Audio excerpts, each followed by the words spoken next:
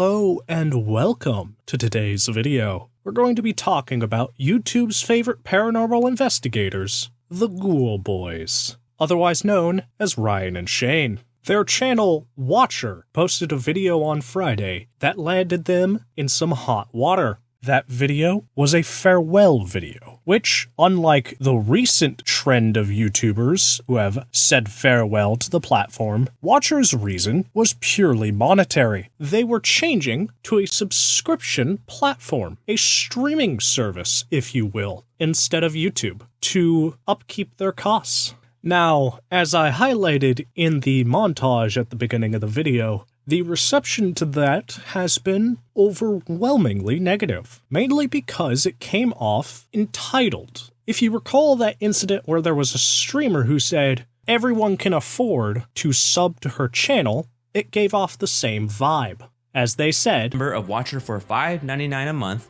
or $59.99 a year. We want to keep the price low enough where anybody and everybody is able to afford it. When they did not take into account, no, not everyone can afford that. Even if we exclude other countries whose economic situations are different than the US, not everyone in the US can afford that. But fortunately, they have responded to the feedback they have been given in a video uploaded today. This apology video of theirs was done on a couch. Now, if I had a nickel for every time an ex-BuzzFeed employee has done an apology video on a couch, I would have 2 nickels. That's not a lot, but it's surprising it's happened twice. But I think that's enough of me rambling on for now. Let's just go right on in to their apology video. Hey everyone, last Friday we announced that we're leaving YouTube and launching our new streaming platform. We messed up.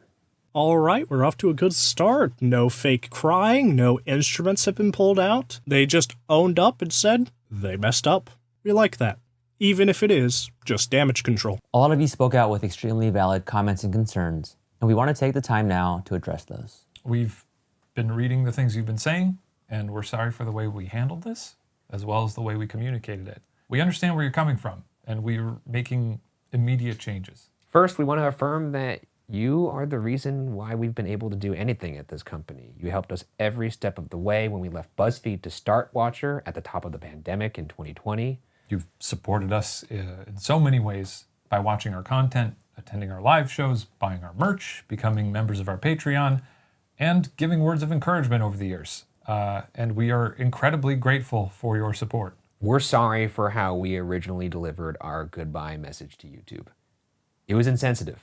And there we go. They admitted they were insensitive. I mean, that's not hard for them to admit when you're in full-on damage control mode, but still, it's good to hear from their mouths. And they acknowledge the YouTube audience is their core. We didn't properly express how much we appreciate all of you. And we did a really bad job of explaining the reasoning behind this transition. I mean, unless I wasn't hearing things correctly, the reasoning was fairly obvious. It was purely monetary in its motivation. We also want to deeply apologize for our ignorance around the impact of the cost.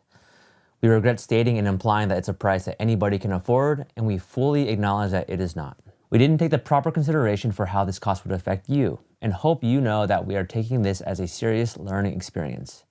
With that in mind, we're making some changes to ensure that there's a way for our community to continue watching our content for free. This third guy here who's currently talking, sorry, I'm not familiar with his name. I'm only familiar with Ryan and Shane, our good old Ghoul Boys. Seems like he needs to take some lessons on reading a script. It is a bit painful how clearly he is actively reading a script behind the camera or a screen prompter or whatnot. I mean, it's totally obvious and understandable that an apology would be scripted. It's just more of a presentation thing. If you want to watch our shows early and ad-free, you can catch them on the Watcher platform a month earlier.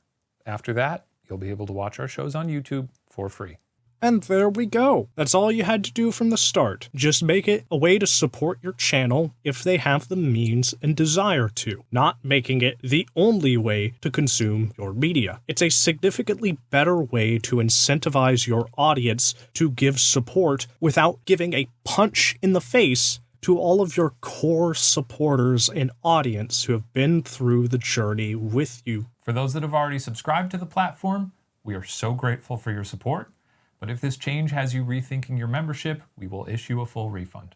And all past episodes and series will remain available on YouTube. As for the question of why we decided to launch our own platform, when we started Watcher in 2020, we wanted to create shows that we were proud of, that we had ownership over, and that would provide you the caliber of content that we felt you deserved. However, we were finding it harder and harder to stay relevant to advertisers and the constantly changing YouTube landscape. We faced some incredibly challenging decisions. We didn't want to compromise our content to ensure they met advertising requirements.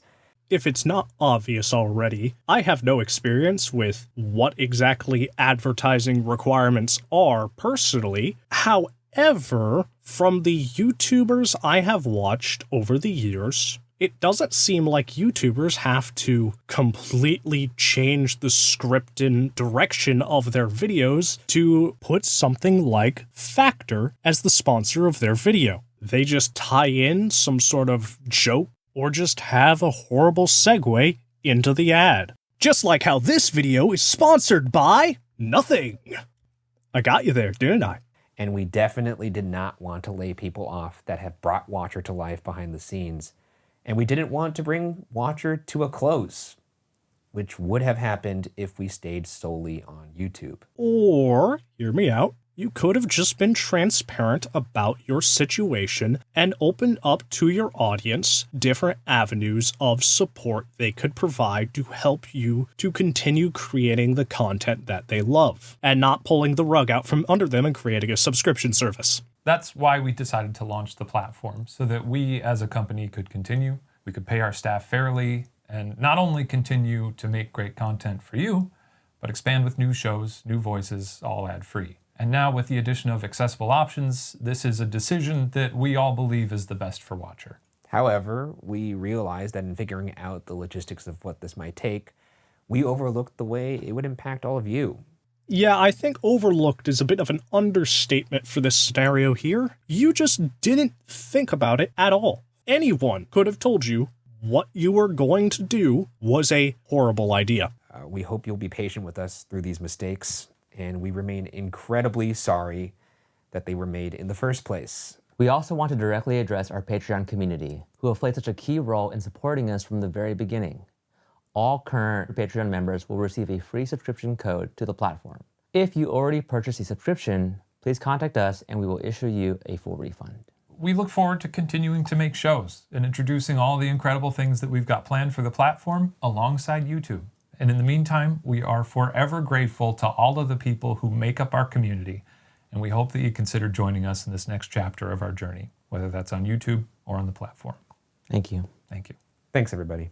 And with that, we have reached the end of the apology. Honestly, fairly solid. Yes, while it is damage control, what they said their actions will be is good. They're changing it from just completely migrating off the platform into a subscription service, still don't know who thought that was a good idea, into a way to support them and get early access to their videos, which seems perfectly reasonable. And it seems like the audience is on their side as well with how they have responded, at least based on the like to dislike ratio and the comments on the video itself. And like I mentioned earlier, the only issue I really had with the video was how the guy on the left side of the couch was reading off that script. Speaking of scripts, I'm thinking maybe I should start scripting my videos. With these first few videos I've done, I'm just going by the seat of my pants, while also pacing around the room, making inconsistent distance between the microphone and myself. Probably not the greatest for consistent audio quality, but just a side tangent. It's not the point of this video.